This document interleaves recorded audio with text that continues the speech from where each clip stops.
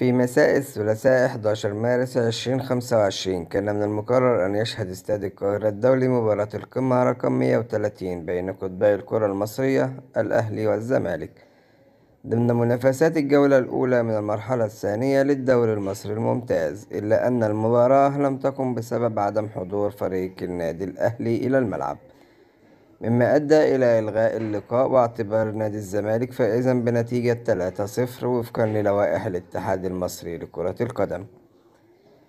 نأتي لأسباب انسحاب النادي الأهلي. الاعتراض على طاقم التحكيم. أعلن النادي الأهلي رفضه خوض المباراة بسبب تعيين طاقم تحكيم مصري بقيادة الحكم محمود بسيوني، مطالبا بتعيين طاقم تحكيم أجنبي لإدارة اللقاء. 2. طلب الأهلي بتأجيل المباراة لمدة 24 ساعة حتى يتسنى استقدام حكام أجانب، إلا أن رابطة الدوري المصري ونادي الزمالك رفض هذا الطلب، مما دفع الأهلي للتمسك بموقفه بعدم خوض المباراة. الأحداث التي تلت الانسحاب. وصول الزمالك وغياب الأهلي.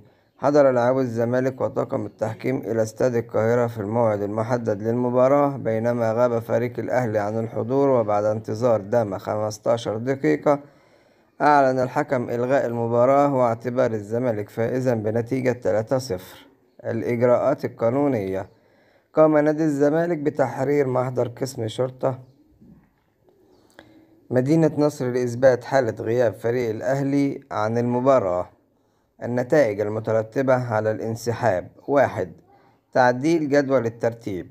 بفوز الزمالك الاعتباري ارتفع رصيده إلى 25 نقطة في المركز الثالث، بينما تجمد رصيد النادي الأهلي عند 39 نقطة مع احتمالية خصم 3 نقاط إضافية من رصيده في نهاية الموسم وفقا للوائح الاتحاد المصري لكرة القدم. 2. تعزيز فرص الزمالك في المنافسة. أعاد هذا الفوز الاعتباري للأمل للزمالك في المنافسة على لقب الدوري، خاصة مع تقارب النقاط بين الفرق الثلاثة الكبرى. بيراميدز 42 نقطة، الأهلي 39 نقطة قبل الخصم المحتمل، والزمالك 35 نقطة. 3. ردود فعل محلية ودولية. وصف العديد من وسائل الإعلام المحلية والعالمية مما حدث بالفضيحة في كرة القدم المصرية، مشيرين إلى التأثير السلبي على سمعة الكرة المصرية. 4. تعويض الجماهير. أعلن النادي الأهلي تحمله لقيمة تذاكر جماهير التي حضرت إلى استاد القاهرة، مؤكدا أنه سيتواصل مع شركة تذكرتي لتحديد آلية إعادة قيمة التذاكر لأصحابها. وهنا يعتبر انسحاب النادي الأهلي من مباراة القمة حدثا نادرا في تاريخ الكرة المصرية، وقد تكون له تداعيات طويلة الأمد على المنافسة في الدوري وعلى العلاقة بين الأندية والاتحاد المصري لكرة القدم.